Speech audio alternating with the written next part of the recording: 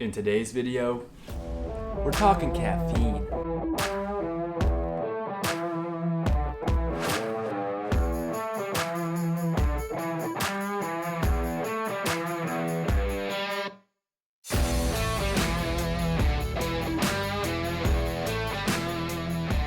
Welcome to the video, guys. My name is Tyler, also known as the Fit Chemist, and I help people take control of their lives by taking control of their fitness and nutrition habits so that ultimately we can lead healthier and happier lives. So if you're new here, welcome. Please consider subscribing and turning those notifications on. And if you are returning, welcome back. I am so glad that you are here. Hope you guys like that little coffee intro. Trying to spice up the channel, increase my vlogging skills here, and do something that's a little different than just sitting in my living room and shouting information at you guys. So hopefully you enjoyed it, but whatever. We're gonna get into the video. Today we are talking caffeine, so another tried and true supplement. The last two videos I talked about how to make your own pre-workout and how to save some cash when doing so. And then I also did a deep dive on creatine, so if you haven't seen those, go ahead and watch those. If you're not taking creatine yet, hopefully the video I put out will convince you to do so. But today I want to talk about all the science of caffeine and how it's related to exercise performance. So with that, let's get into it. So what is caffeine?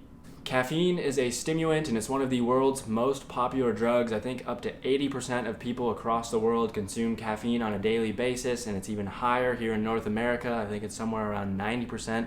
So it's an incredibly common stimulant that's used pretty much every single day by pretty much everyone across the world. Caffeine works as an adenosine receptor antagonist. So what that means is that when there's caffeine molecules floating around your system, especially in your brain, that it's going to outcompete adenosine when it comes to binding to those receptors. So I have a little graphic here. You can see the adenosine molecules are represented by blue spheres. When there's no caffeine present, it'll just bind to its normal receptors, and adenosine is a molecule that sort of makes you feel some of that tiredness, drowsiness, fatigue. So when there's no caffeine present, the adenosine just binds normally, and that's how you feel those effects. But then you can see when there's caffeine present, which is represented by red spheres, that comes in and that binds to those same receptors and basically blocks adenosine from binding. So if your brain does not have any adenosine binding, it's not going to recognize that it's tired or any fatigue, and that's sort of how you get that mental alertness from caffeine. What are the benefits of caffeine?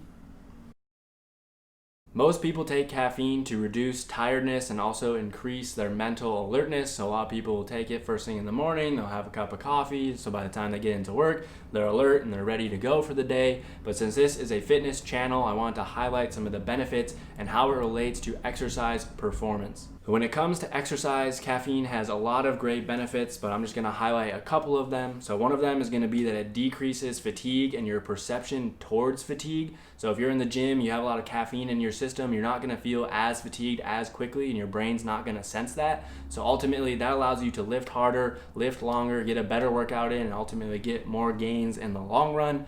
It's also been shown that it can improve your performance by increasing strength and power output. And something else that's great about caffeine is that it can help control hunger levels while also increasing your energy expenditure. So that's great if you're in a diet, right? Because you're not going to be eating as much and you're going to be expending more energy. But remember, the golden rule for losing weight is a calorie deficit. Do not ever forget that. There are two great meta-analyses that I will link down below, as well as a statement from the IOC, or the International Olympic Committee, and all three of these highlight the positive benefits of caffeine supplementation on exercise performance. So whether you're lifting weights, whether you're cycling, swimming, sprinting, you name it, caffeine is bound to have a positive impact. So like creatine, caffeine is very extensively researched, and again, I don't have time to go through every single study to point out all of those benefits. So I've listed the general benefits, and then again, I've linked those meta-analyses and that statement down below, as well as all the other sources that I cover in this video. So if you want to know more information, you want to read those studies for yourself, you can find them down in the description. And if you don't have access to them, please feel free to reach out and I can get access for you through the university. I'd be more than happy to share those papers with you. So what dosage should I be taking and what are the recommendations? This really depends on what effect it is you're after. So there's two sort of components to caffeine. One, again, is going to be reducing tiredness and increasing your focus and just mental clarity. And then there's also the performance enhancing benefits from it. So it's going to depend which effect you're after and how much you should take. If you just want to reduce tiredness, then what you can do is supplement with anywhere from 1 to 3 milligrams per kilogram of body weight. And if you're looking for those performance enhancing effects, then you kind of want to go on the higher range of things and go from 3 milligrams to about 6 milligrams per kilogram. So I know here in the US, we don't do things in terms of kilograms. So what I'm going to do is throw up an overlay on the screen that you guys can screenshot, which will convert the milligrams per kilogram to the milligrams per pound of body weight.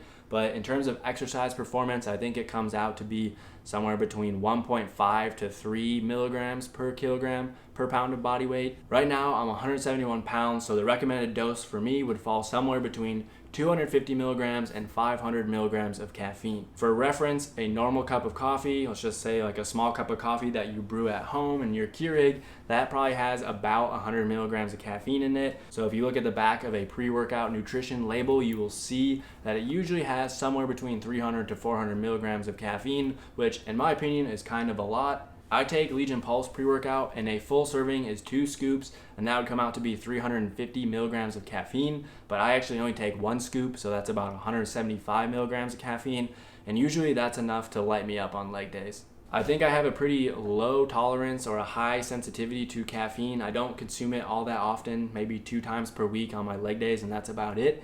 But that's going to bring me to my next point, is that caffeine consumption and the effects that it has on your body are going to be highly individual. It is extremely well known that you can build up a tolerance to caffeine. So I want to highlight one paper that dates all the way back to 1992, 2 years before I was born. Woof. But what they did was they took 32 individuals, they split them into 2 groups, and then they had an 18-day period where they either assigned them to a caffeine group or a placebo group, so the participants did not know which group they were in. After those 18 days, they had 3 free days where they could choose to have caffeine or not have caffeine, and then after that, they reassigned them. They basically jumbled up the groups again, and they had another 18-day period where they assigned people to either the caffeine group or the placebo group.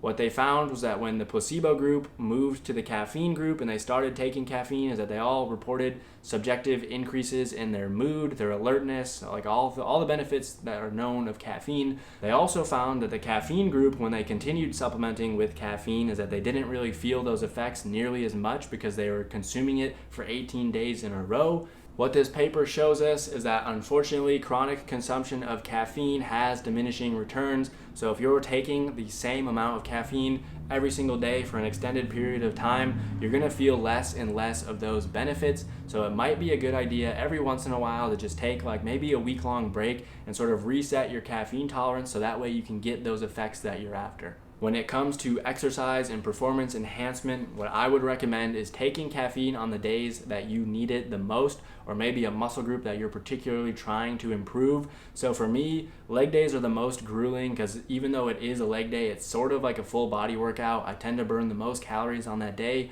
and those are the days that I like having caffeine. So all of my other workouts, I just take a non-stimulant based pre-workout, and then on those leg days, that's when I have caffeine. So I really only take it when I need it. If you do decide that you're going to take like a week-long break and sort of reset your caffeine tolerance, there are 2 good times to do that. One is going to be on a diet break, so when your calories are a little bit higher than normal, so you're not going to necessarily need that like extra oomph of caffeine to give you some energy because you're going to have extra calories in your system.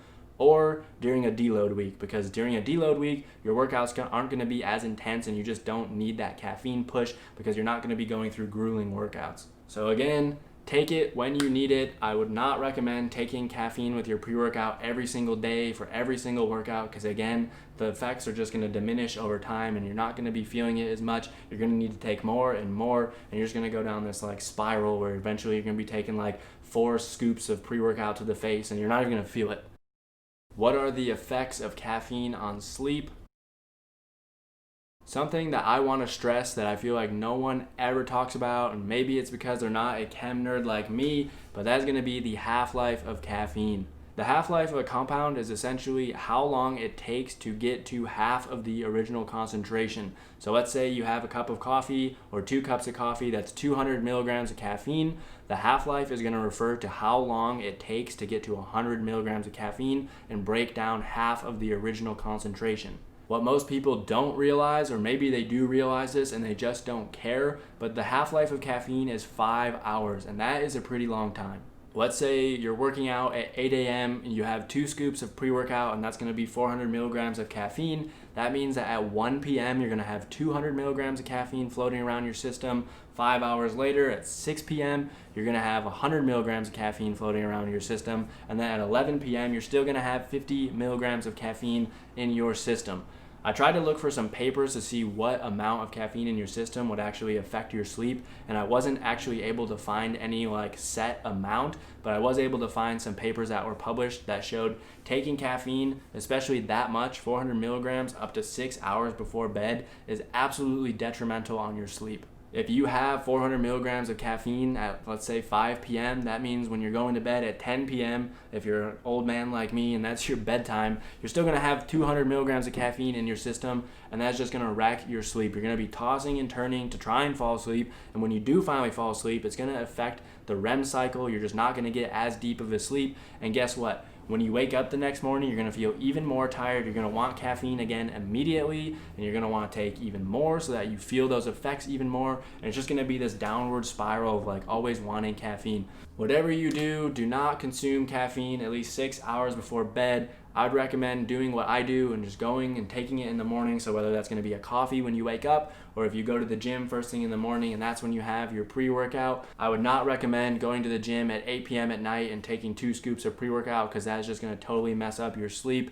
And again, sleep is your superpower. I'll link that TED Talk down below. It's amazing, all the benefits that sleep has. And if you're taking caffeine that close to bed, it's just gonna ruin it. Alright guys, that's gonna be it for today's video. I hope that you enjoyed it. If you did, please give it a thumbs up. Let me know in the comments down below. And again, if you are new here, make sure you subscribe. Turn those notification bells on, because I post new videos every single Friday. You do not want to miss when they go live.